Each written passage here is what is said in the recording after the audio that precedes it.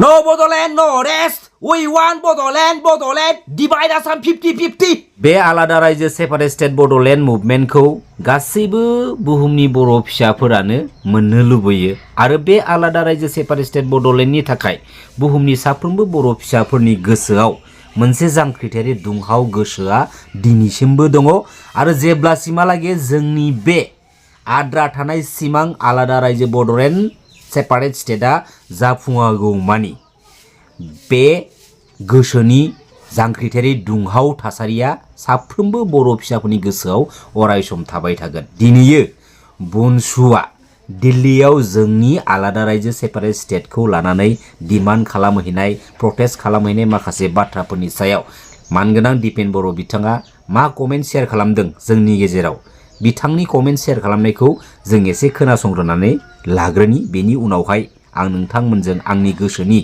मोनदांथिनाय বা फोरमायनो गोनां बाथ्राफोरखौ नोंथांमोननि सेराव आं फोरमायनोसै। এইটো গণতান্ত্ৰিক দেশত সকলোৱে নিজৰ কথা ৰাখিব। আমি যি এটা আন্দোলনৰ পৰিক্ৰমা দি আহিছে, যি জাতিৰ অস্তিত্বক লৈ পেলাই কাম কৰিছে, সেই অস্তিত্বটো জাতি নিৰ্মাণৰ কাৰণে আমি এতিয়া ব্যৱহাৰ কৰিব বিচাৰিছোঁ। কোনোবাই আৱেগিকভাৱে ক'ব সেই কথাটো কোনটো দিশৰ পৰা আহিছে, কোনটো এংগলৰ পৰা আহিছে আৰু কি অবজেক্টিভ লৈ পেলাই তেওঁলোকে বডোলেণ্ড যি দাবীৰ কথা প্ৰসংগ তেওঁলোকে ওলাইছে সেই কথাটো চাব লাগিব। কাৰণ বডোলেণ্ড আন্দোলন এটা গণ আন্দোলন, এটা মাছ পিপল মাছ ৰেভলিউশ্যনৰ এটা আন্দোলন আছিল, অপেন বমৰ আন্দোলন, গণতান্ত্ৰিক এটা আন্দোলন, গণতান্ত্ৰিক পন্থাৰে। আৰু সেই আন্দোলনটো যি মৰ্যাদা, যি এটা খ্যাতি মানে অৰ্জন কৰিলে, সেইটো সৰু পৰ্যায়ত আন্দোলন কৰি পেলাই সেই পৰ্যায়ত কোনোবাই মানে নিজৰ দৃষ্টিভংগী, নিজৰ এটা মানে অবজেক্টিভ, নিজৰ এটা বিভিন্ন দিশ থাকিব পাৰে, সামাজিক দিশ থাকিব পাৰে, ৰাজনৈতিক দিশ থাকিব পাৰে, বিভিন্ন পন্থাৰ যোগেদি সেইটো হ'ব পাৰে।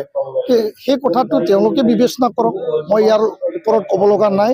কিন্তু সেই আন্দোলনৰ মৰ্যাদাটো তলত আনি পেলাই আন্দোলনৰ যি এটা ভেটি নিৰ্মাণ কৰিছিল সেইটো লাজ দিব নালাগে, মই সেইটোৱে ক'ব বিচাৰিছোঁ। दिनै आलादा रायजो बड'लेण्ड सेपारेट स्टेटखौ मोननो थाखाय बनसुआबो प्रटेस्ट खालामनो हायो, एबसुआबो प्रटेस्ट खालामनो हायो, बा जोंनि हारिनि गेजेराव दिनैनि बे समसिमहालागै जेसेबांखिनि माहारियारि आफादफोर दङ बैफोर आफादफोराबो बे आलादा रायजो सेपारेट स्टेट बड'लेण्ड डिमान्डखौ खालामहैनो हायो। बेवहाय जोङो बिसोरनि प्रटेस्ट खालामहैनायखौ बाजानांगौनि बाथ्रा गैया, खर' सानांगौनि जोंहा जेबो बाथ्रा गैया। गोबाव सम जेरावनोखि मानगोनां सिबिनां बड'फा उपेन्द्रनाथ ब्रह्मनि गालांनाय होलांनाय सानस्रि सोदोमस्रि आरो थांखिखौ दुलाराय बर' फरायसा आफादनि दैदेननायनि गेजेरजों गोलाव सम आलादा रायजो सेपारेट स्टेट बड'लेण्डखौ बुहुमनि गासै बर' हारिखौ लानानै बर' फिसाफोरखौ लानानै संग्राम खालामबोदोंमोन, प्रटेस्ट खालामबोदोंमोन। नाथाय बे एबसुनि दैदेननायावनो जोंनि बे बड'लेण्ड मुभमेन्ट डिमान्डआ गोख्रोंनिफ्राय गोख्रोंसिन जाबोगासिनो दंमोन। दा फैयै फैयै नैबे थांनाय 2020 बिटिआर एकर्डनि गेजेरजों एबसुनि जा बड'लेण्ड सेपारेट स्टेट डिमान्डआ गैया जाबाय, बबेबा खनायाव गोमानानै थाबोबाय। दिनै बनसुआबो गावसोरनि एंगेलजों थांनानै जोंनि आलादा रायजोनि थाखाय बिसोरो दावहा नांहैदों, नांहैबाय थाथो, मोजांनि बाथ्रा। आरो हायोबा एबसुआबो फिन बड'फा उपेन्द्रनाथ ब्रह्मनि गालांनाय सानस्रि सोदोमस्रि आरो थांखिनि लामाजों आलादा रायजो बड'लेण्डखौ दावहा नांफैनोबा बेवहायबो जोंहा बाजानांगौ बुंनांगौनि जेबो बाथ्रा गैया। जाय जेरै हागौ लामाजों थां, जोंनि आलादा रायजो बड'लेण्ड सेपारेट स्टेटखौल' जोङो सोरजिनो हानांगौ। नंगौना नङा रायजो राजा नोंथांमोन? नाथाय दिनै मोनसे बयनिख्रुइबो देरसिन साननो गोनां बाथ्राया मा रायजो राजा नोंथांमोन? जों रायजो राजाफ्रा ओरैबायदि स्टेजाव थानो गोनां जाबाय बे आलादा रायजो बड'लेण्ड मुभमेन्टनि थाखायनो दिनैयो जोंनि बुहुमाव जेसेबांखिनि बर' फिसाफोर दङ, सोरबा बबेबा जोंनि हारिनि माहारियारि आफादखौ जोङो लामा नायबाय थानांगौनि जोंहा सम गैया। नांगौ जायोब्ला समा जुदि जोंखौ थिनथारोब्ला बे आलादा रायजो सेपारेट स्टेट मुभमेन्टनि थाखाय बुहुमनि साफ्रोमबो बर' फिसाफ्रा, बुहुमनि गासैबो रायजो राजाफ्रा मोनसे प्लेटफर्माव थानानै खनसेयैनो हुलसेल ज' जाजाय गथ' गथाय फिसा फिसौ गासैबो ओंखारनानै बे आलादा रायजो सेपारेट स्टेट बड'लेण्डनि थाखाय दावहा नांगोन गणतान्त्रिक लामाजों। समा जुदि थारैनो बेफोरबायदि जोंखौ थिनमारोब्ला बे समाव सोरबा माहारियारि आफादनि लिडारनि मास्टार माइन्डआ जों रायजो राजानि गेजेराव पलिटिकेलि पार्सनेलि इस्यु क्रेडिट लानो थाखाय गेम प्ले गेलेनो नाजादोंब्ला गेम प्ले सोनो नाजादोंब्ला बेवहाय जेबो खातिर खालामनाय नङा। खनसेनो किक आउट खालामगोन, दंफां बिजौआव एकेबारे लांगाब थाहैखानांगोन। मिथिबाय रायजो राजा नोंथांमोन, नंगौना नङा आं बुंनाय बाथ्राफोरा? आलादा रायजो सेपारेट स्टेट बड'लेण्ड डिमान्ड खालामफुबाय थानाय समाव गुबुन हारिनि रावबो मानसिया जोंखौ थगायनो हायाखै। जोंनि न'खरनि सोरबा बै बिदायानो फंबायानो जोंखौ दिनै थगायनानै फिदिंनानै दोनबाय आरो जोंखौ थगायनायनि बेसेनखौ बै जोंनि न'खरनि बै बिदा फंबायानो दिनै लानानै गेबबांबां बुदांदां जानानै दिनै आरामसे दंगासिनो दङ। नंगौना नङा रायजो राजा नोंथांमोन? दिनै बड'फा उपेन्द्रनाथ ब्रह्मनि गालांनाय सानस्रि सोदोमस्रि आरो थांखिनि जाय लामा, बे लामाया मालाबाबो थाद'नाय गैयै मोनसे लामासोमोन। आरो जेब्लासिमहालागे जोंनि बे आलादा रायजो सेपारेट स्टेट बड'लेण्ड मुभमेन्टआ जाफुङागौमानि बियो रानिं खारबाय थागौमोन, नांबाय थागौमोन, गणतान्त्रिक लामाजों आन्दलन खालामलांबाय थागौमोन। नाथाय दिनै जों मा नुखो रायजो राजा नोंथांमोन? साननो गोनां बाथ्रा, दुखुनि बाथ्रा। लोगोसे बेफोरबायदि माखासे बाथ्राफोरखौ दिनैनि समाव जों जुदि सानहरफिनोबा जोबोद रागाबो जोंनो ओंखारो। मिथिगौना रायजो राजा नोंथांमोन? गणतान्त्रिक लामाजों जोंनि आलादा रायजो सेपारेट स्टेट बड'लेण्ड मुभमेन्टनि थाखाय संग्राम खालामबोनाय माखासे लिडारफोरा दिनै जोंनि बिटिसिनि पलिटिकेल फिल्डआव साफा साफा पलिटिकेल लिडार जानानै दंफैयो। नाथाय बैफोर लिडारफोरा दिनै पलिटिकेल प्लेटफर्माव पलिटिकेल लिडार जाखांनायनि उनावहाय पलिटिकेल प्लेटफर्मनि गेजेरजों जायफोर पावारफोरखौ मोनो बुंनो थाखाय, बाहायनो थाखाय, बैफोर पावारफोरखौ दिनै जोंनि बे आलादा रायजो सेपारेट स्टेट बड'लेण्डनि मुङाव सासेखौबो बाहायनाय जोङो खोनायाखै, नुवाखै। दिनै जोंनि हारिनि सोरबा एमपियाबो पार्लामेन्टआव थांनानै जोंनि बे आलादा रायजो सेपारेट स्टेट बड'लेण्डनि एगेन्स्टआव जानांगौनि दाबिनि माखासे बाथ्राफोरखौ दैखांहैयाखै। जोबोद साननो गोनां बाथ्रा। नाथाय बैफोर माखासे लिडारफोरानो मोनसे समाव बे आलादा रायजो बड'लेण्ड मुभमेन्टनि थाखाय नांबोनाय साफा साफा लिडार। नायदो रायजो राजा नोंथांमोन, साननानै नाय।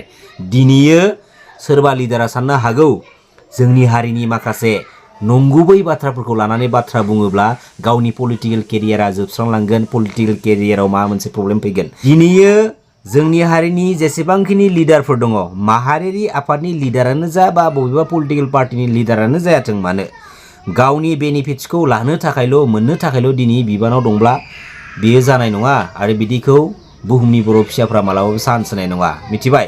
जोंनि बिसायख'थि खाथि सफैब्लाल' जोंनि हारिनि माखासे प्रब्लेमफोरखौ, इस्युफोरखौ दिनै मिडियानि सिगाङाव बाथ्रा बुंफैयो। माखासे समफोराव मानो बुङा? दिनै गोबां सुबुंफोरानो बुङो एबसुआनो इउपिपिएल, इउपिपिएलआनो एबसु। आरो बे बाथ्राखौ लानानै सोंथि सोङोब्ला एबसुनि लिडारफोरा, दैदेनगिरिफोरा जेरैबायदि फिननाय होनांगौ बेफोरबायदि फिननायखौबो माने होनायखौ आं नुनो मोनाखै। दिनै मानि थाखाय बिदि बुंजाखो? थारैनो नंगौ, एबसुनि सोरबा बिबानगिरिफोरा सोरबा पलिटिकेल लिडारजों थाफानानै बा आन्दोआव थानानै माखासे पलिटिकेलनि खामानिफोरखौ मावबोदों, हेफाजाब होबोदों। बैफोर बायदिसिना बाथ्राखौ दिनै जोंनि हारिनि रायजो राजाफ्रा एसेबाबो माने हमदांनो हादों। जायनि थाखायनो दिनैनि बे स्टेजाव एबसुआनो इउपिपिएल, इउपिपिएलआनो एबसु बेफोरबायदि बाथ्राखौ बुंनांगौ बायथ' जानानै फैदों। दिनै एबसुनि गोथार महर मुस्रियाव एसेब्लाबो गोसोम दागो नांदों आरो गोसोम दागो नांगासिनो दङ। दिनै आंनिया सिदा बाथ्रा, थोंजों बाथ्राखा।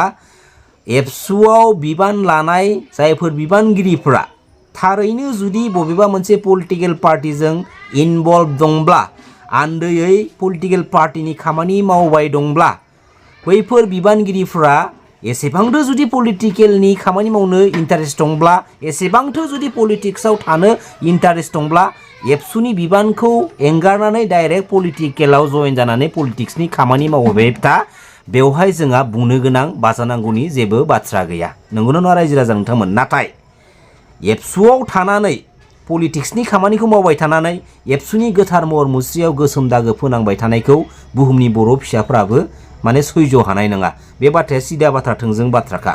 नंगौ पलिटिक्सआव नोंहाबो आंहाबो बयहाबो बबेबा मोनसे पलिटिकेल पार्टिखौ सापर्ट होनायनि हेफाजाब होनो हानायनि मोन्थाय दङ जों रावबो रावखौबो बुंनो हानाय मोन्थाय गैया नाथाय एबसुआ जाबाय जोंनि बर' हारिनि मोनसे माहारियारि आफाद बे आफादनि महर मुस्रिया जोबोद गोथार बिखायनो बुहुमनि साफ्रोमबो बर' फिसाफ्रा बे एबसुनि गोथार महर मुस्रियाव गोसोम दागो नांनायखौ जोङो माने लुबैया जों बाजायो बेनि थाखायसो जोङो बारंबार बे बाथ्राखौ बुंबाय थानांगौ बाध्य जानानै फैदों যি সকলে আজিৰ দিনত এক্সিষ্টিং এমচিএলএ হৈ আছে এক্সিষ্টিং এমচিএলএ সকলে কোনো এপ্লিকেশ্যন দিব নালাগে ইহঁতে এক্সিষ্টিং হিচাপে টিকেট পাবই যিমান আছে এক্সিষ্টিং এমচিএলএ সকলে নতুনকৈ আবেদন দিব লগা প্ৰশ্ন নাহে কিন্তু যিখিনি খালী আছে যেনেবা আমাৰ লগত এতিয়া 10জন এমচিএলএ আছে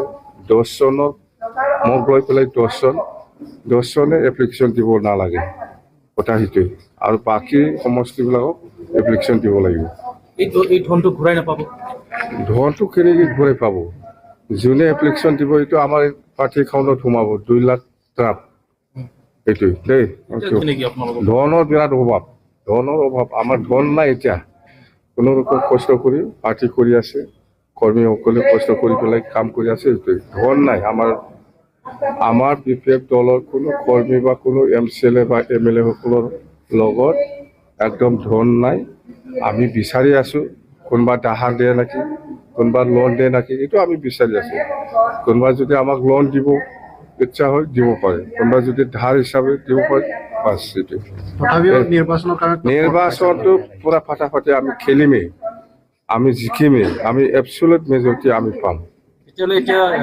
বিটিচি নিৰ্বাচনত হেলিকপ্টাৰ উৰাব নোৱাৰিব কিয় হেলিকপ্টাৰ লাগে দৰকাৰ নাই এতিয়া গাড়ী আছে গাড়ী দি যাম দেই কমেও 25টা আমি পাবই 25টা তলত নাপায় দেই